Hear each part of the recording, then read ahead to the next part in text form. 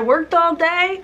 I did not want to take the time to put a face of makeup on just to film this video and take it off. So let's do the thing. Hi, hey, I'm Morgan. It's been a while. Hello, hi, what is up? I have not done a wrap up at all for this year. I am going to wrap up the 23 books that I have read from the span of January to April. A bitch is back to doing booktube things. Grab a coffee, a tea, a snack. Grab yourself because you're a snack. Let's just get into it because I'm going to do stat breakdowns for each of the months and then go through the wrap-ups. 23 books to talk about in some form of coherent fashion when it has been months since I've read some of these books. We'll do stats for each month and then go through the books and do that back and forth so that you're not getting a ton of stats and a ton of books. A little bit of intersperse. I have my reading spreadsheet up because I couldn't remember all this shit and I'm not gonna pretend like I have all this memorized. You're gonna see me going down to look at my computer, sorry. Starting with January, the first month of the year, the best place to start. January, I read 9 books, amounting to 740 physical pages read and 18 hours listened. And I had an average rating of 3.7 stars. 2 of them were rereads. I guess 2 of them I considered own voices, but that's kind of hard to do, you know. The first book, it was Crazy Stupid Bromance by Alyssa K. Adams. This is the 3rd book in the Bromance Book Club series. I listened to this on audiobook and gave it 3.5 out of 5 stars. It was a like unrequited love, like friends to lovers, which is a fine trope in romance. It was my least favorite of the 3 so far. The first one being my absolute favorite. Next, I read Volume 1 of Rat Queens, Sass and Sorcery, and it was really good. Gave it 4 stars. It was really good. It's like a D&D quest come to life, and all the characters are badass ladies, and they're really cool. Next, I read Fixer Up by Tessa Bailey. This was probably a series of romance books. I gave it 2.5 stars. Listened to it on audiobook. Did not like it. I felt more mentally ill than I already do while reading it. Yes. Next I read Rat Queens Volume 2. I don't own that one. I own every other copy of Rat Queens, but not Volume 2. Sorry. But yeah, really, really good. Really enjoyed it. Then I read Fat Girl Finishing School by Rachel Wiley. This was a poetry collection. I read it for my video where I read bookseller recommendations, and I really liked it. 4.5 stars. Really, really great. Really strong. Rachel Wiley is from Columbus. Really strong poetry. Then I listened to Wow No Thank You by Samantha Irby. I gave it 4.5 stars. I liked this better than her other book I read, which was We Are Never Meeting in Real Life. I like this one way better. Thought it was way stronger. Then I read Kissing the Coronavirus 2, The Second Wave by MJ Edwards. I gave this 1 star. I read it with Ian for a video. Coming soon. I'm still working on editing it. Then I started rereading the Wayward Children series by Shauna McGuire. So in January, I reread Every Heart a Doorway and Down Among the Sticks and Bones, books 1 and 2. They both got 5 stars. Once again, I absolutely love them. And that's January. February, I read 6 books, and that amounted to 872 pages read and 14 hours of listening to audiobooks. An average rating of 4.2 stars. And 3 of those books were rereads. So the first book I listened to was The Hating Game by Sally Thorne. It was good. 3 stars. Good little romance. The elevator scene. Whew. Steamy. And I reread Beneath the Sugar Sky, In an Absent Dream, and Come Tumbling Down by Shauna McGuire. So books 3, 4, and 5 in the Wayward Children series. So I finished that reread in February. They all got 5 stars. Then I read Furiously Happy by Jenny Lawson. This was another memoir. It was fine. I gave it 2.5 stars. I think that Jenny Lawson would be happier with a divorce. Most of the book is talking about how mean her husband is to her, and like it's like a funny bit that her husband is mean to her, but I don't find it funny. It just comes off really toxic. Yeah, so sorry. And then I read Check Please Volume 1 by Ngozi Ukazu. Gave this 5 stars. Absolutely phenomenal. A sweet coming of age story about a gay blogger who plays hockey and loves to bake, and he falls in love, and it's really, really sweet. I really enjoyed it. That was February. Hi. How we doing? March. I read, again, 6 books in the month of March. Really kicking off here. March, I read 707 physical pages and listened to 19 hours worth of audio and had an average rating of 3.87 stars. First thing I read was an arc from NetGalley. It was Bronte by Manuela Santoni. I gave this 3.5 stars. It's like a graphic novelization of the lives of the Bronte sisters, and it was fine. I'm pretty sure it was translated. I think it was originally in, I don't know what language it was originally in. I know originally it was not English. Really fun, really cool way to read about the Bronte sisters. And I listened to You'll Never Believe What Happened to Lacey, Crazy Stories About Racism. This is by Amber Ruffin and Lacey Lamar. I really like this, gave it 4 stars. It like highlights the more like comically ridiculous things that these two experience as Black women. Obviously they talk a lot about like blatant racism and microaggressions, but they spend a lot more time talking about like just absolute buffoonery from white people towards them because they live in Nebraska. So they are amongst a small minority of Black people that live there. I'm pretty sure it's Nebraska. I could be wrong. I'm sorry. I will like correct myself in editing if I am incorrect, but this audiobook was really fun. It was narrated by the 2 of them and their sisters, so they're just like making fun of each other the whole time. And really great, really great, really strong. I definitely recommend it. Definitely a more comical look at racism and microaggressions. So if you're wanting to like read anti-racist books but take a break from how heavy they can feel, I recommend this one. But I also think that just looking at the funny things that people say that are also racist is not the best way to learn about anti-racism. But this was a good one to read to break up the more serious books about anti-racism.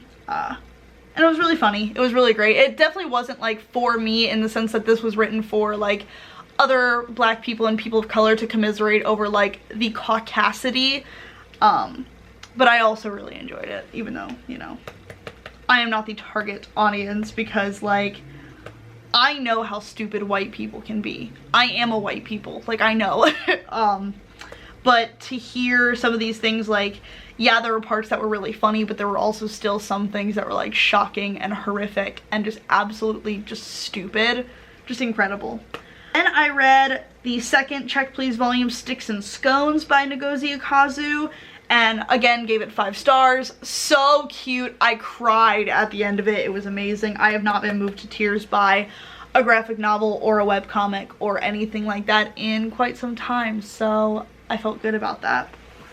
Then in March I read Across the Green Grass Fields by Shauna Maguire, which is the 6th book in the We Were Children series. This is a new like jumping off point for the series, so you can start with book 6 if you want to. It introduces a brand new character, a brand new area, and it was really interesting. It was 4 stars. I think it could have been a little bit longer. The pacing felt kind of off for me, but that's me being very nitpicky over this. But it was still really great, and I'm still gonna read everything that Shauna Maguire puts out in this series because I love it. Then in March I listened to the audiobook for Game Changer by Neil Shusterman. I did not like this book. I gave it like, I mean, okay, so I gave it 3 stars because there were parts of it that were good and the storytelling was good, but like the overall plot I wasn't super into, and I didn't like the main character very much, but that's just like a me thing. He just seems like a white savior, and he didn't realize that like racism and sexism and homophobia was a thing until he was like faced with it and it impacted him directly. It features our main character Ash, and he plays football, and he keeps getting hit during football games and getting sent into like alternate dimensions, and in some of these dimensions like segregation is still a thing, or he's gay, or he's a woman, and you go through the perspective of this white boy who has never experienced these things, and so it's one of those things that he didn't care about them until they were directly happening to him, and it's like kind of a gross take. Like, you should know that women face like sexism and abuse and violence without having to like literally be a woman. I don't know, I felt some type of way about it, but I still really like Neil Shusterman's writing. The Arc of a Scythe series is one of my favorite series of all time. This one just wasn't for me. Just was not my favorite, but if you're into that concept, maybe check it out. And the last book I read in March was Moxie by Jennifer Matthew. I listened to this one on audiobook as well, and I gave it 3.75 out of 5 stars. I rounded it up to a 4 on Goodreads. And this one I wanted to read because I wanted to watch the movie. I still have yet to watch the movie. But this is about a girl who starts like a feminist zine at her school because she has noticed a lot of patriarchal, just disgusting things from the male classmen at her school, and also from like the staff in general, of how they treat the women at this school. It's really, really gross. And yeah, I really liked it. I am excited to watch the movie. It was your standard YA contemporary, but I think that it was really good. I think like the more I think about it, I'm like, why didn't I just give this a 4 star? So I probably, you know what, it's a 4 star. It's a 4 star for me. Why not? Then in April was a shit month for me, both my mental health and also my reading. I just was not doing well in April. I read 2 books. I read 270 pages and listened to 7 hours worth of audiobook. So I listened to an audiobook and I read a physical book. Average rating of 3.75 stars. First book I read was The Pisces by Melissa Broder. This is about a woman who has just gone through a really traumatic breakup, like a long-term breakup, and she goes to stay at her sister's beach house while her sister and her husband are on their honeymoon or just on like a vacation mayhaps, and she's dog sitting for her sister, and then she becomes enamored by this sexy merman, and you sure do get a lot of fish fucking in this book. But I was into it. I thought that was really well done. It was also really funny. Like, it was more of a satire than anything else, so I read it as a satire. I don't know if that was the intention, but I think that it was really, really great as a satire piece, and like a kind of a jab at literary romances. I really enjoyed it. And then I read Dumplin' by Julie Murphy. I listened to this on audiobook and I gave it 3.5 out of 5 stars. I watched the movie like years ago without having read the book, and then I wanted to read the book, and then I never got back in the mood for it, and then it came up on my Libby like recommendations, and I was like, okay, I'll borrow this from the library. So I listened to it. This is about a girl named Willa Dean, and she lives in Texas, and like the small town of Texas where the biggest thing is the Bluebonnet pageant, and which I like already was into because one of my favorite movies, Whip It, starring Elliot Page, also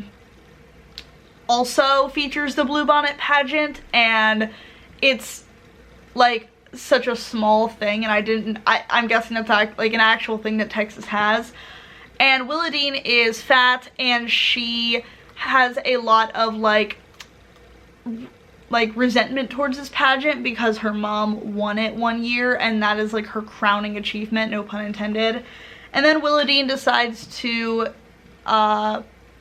enter herself into the Bluebonnet pageant, and it's about that, and it's about her facing issues with not just like her body and how people, and not even her body, but like how people perceive her body, but also like the death of her aunt, and her getting into relationships and having friendship issues. And it was just like a really authentic take on youth and adolescence and being a teenager in a small town. I just think that it was done outstandingly. I think that it was really, really great. I fired that off way more rapid fire than I intended to, but I'm also like exhausted from my day of work, and I just wanted to film this video and not psych myself out by thinking about it too much, so I just turned my camera on and started gabbing. So that is it for this video. Thank you so much for watching. If you did, I know it's been a really long time since I filmed a video, but who's back? I'm back. My plan is to upload every Monday and Friday, which are also the days that I'm streaming on Twitch. All of that stuff will be in the description if you're interested in watching me on Twitch. My plan is to upload on Mondays and Fridays once again. If you like this video, do the like things, do the comment things. I want to talk to you guys. I've missed you. What have you been reading? If you want to see more of me, you can subscribe and do that. My social medias are in the description and all that stuff. My name is Morgan. This is MorgyyReads. I am so happy to be back here and to be doing better and to just talk about books because it's my favorite thing. I hope you have a wonderful rest of your day, and as always, happy reading. Okay, bye!